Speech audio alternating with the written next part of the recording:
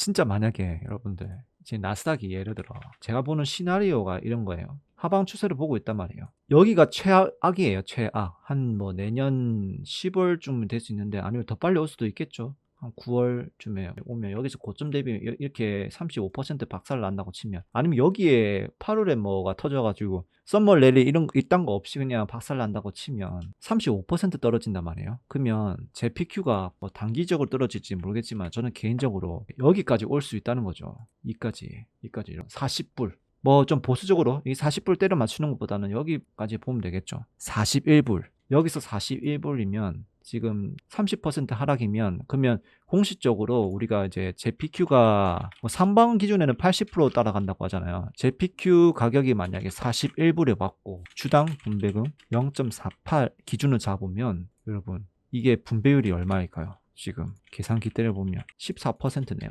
와, 이거는 기대값이 너무 높아요. 솔직히 말하면 TQQQ 뭐 QAD도 좋아요. 근데 배당금 좋아하는 사람들은 이걸 못 참아요. 솔직히 말하면 이걸 참을 수가 없어. 세금 떼도 뭐 한 2.1% 떼면 11.9% 배당금. 와, 그러면 이제 나스닥 회복하면 어차피 또 회복을 할 텐데, 이것도 만약에 몇 가지 올라와주면 절반 정도 회복해줘도 20% 주가 차이가 없고 14%의 분배금을 받는 거죠. 저 때는 진짜 24년 8월처럼 올라갈 수도 있죠. 올라오면 올라가는 대로 그냥 놓아줍시다. 그때 공포를 이용해서 사는 거지, 기회를 안 주면 이제 안 사면 됩니다. 안 살 이유가 없죠. 14%면 진짜 와, 떨어지면 좋아. 그냥 떨어져도 괜찮아. $50도 저렴하죠. 저렴한 거 맞아요. 저렴한 거 맞는데 이것도 저렴해요, 여러분. 이게 중간값 기준에서 지금 이제 그냥 평균 가격이에요. 저는 이렇게 생각해요. 22년 하락장이고 24년 상승장이잖아요. 일단 이 기간이잖아요. 만약에 여기에 21년 12월에 주가가 열려 있다 하면 한 이 정도 있을 거 아니에요. 가격이 위치가 10년 기준으로 40에서 50% 아니면 많으면 한 60% 상승한다고 봐요. 1년에 한 평균으로 한 4에서 6% 상승. 어쨌든 JPQ도 가격이 점차 나스닥을 따라서 우상향을 하는데 점점 올라가겠죠. 그냥 제 기준에, 제가 바라보는 기준에 이 고점 기준에서 보면 비슷한 정도 나와요. 그러면 아까 제가 연 4에서 6% 가격이 올라갈 거라고 가정을 한다면 한 이 정도로만 할게요. 어쨌든 나스닥이 우상향을 한다 하면 이 정도로 벌고 있는 거죠. 그러면 이 사이에 놀겠죠. 가격 비싸지면 여기 좀 뚫을 수 있고 이 사이로 놀지 않을까 싶어요.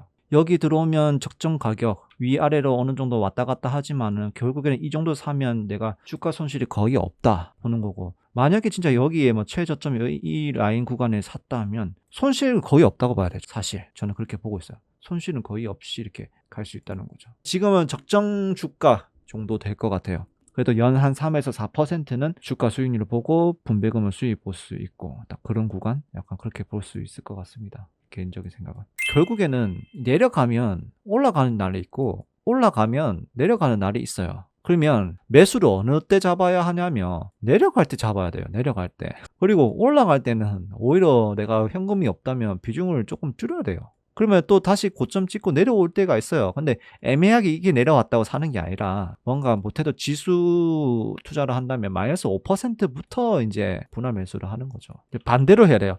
내가 사고 싶을 때 안 사고 팔고 싶을 때 사면 됩니다. 그거 못 맞추잖아요. 그러면은 JPQ 하세요. QQQ도 힘들다. 만약에 스파이도 힘들다. VO도 힘들다. 그러면 JPQ, JP. 일단은 실패하지 않는 투자. 이거 두 가지입니다.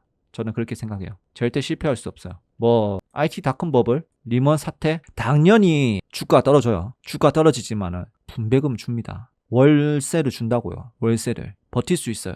버틸 수 있단 말이에요. 이게 기간을 치면 행보장이잖아요. 그러면 여기 동안 계속 분배금을 받는 거예요. 그냥 계속 분배금을 계속 받는 거예요. 근데 이제 시세 차익은 평단가가 여기 있으면 이거를 기다려야 되는 거예요. 이거를 시세 차익을. JPQ는 그게 아니죠. 타이거 미국 나스닥 100 데일리는 나스닥 100 지수를 90% 추정하고, 그거는 주식이 90% 들고 있는 거 그게 중요한 거 아니에요. 그게 중요한 게 아니라 여기는 주식을 이 정도 들고 있잖아요. 이 정도 채권 들고 있고 유동성을 들고 있단 말이에요. 우리가 생각했을 때는 나스닥이 자산이 좋으니까 이게 좋다고 생각하는데 이걸 봐야 돼요. 거래주기.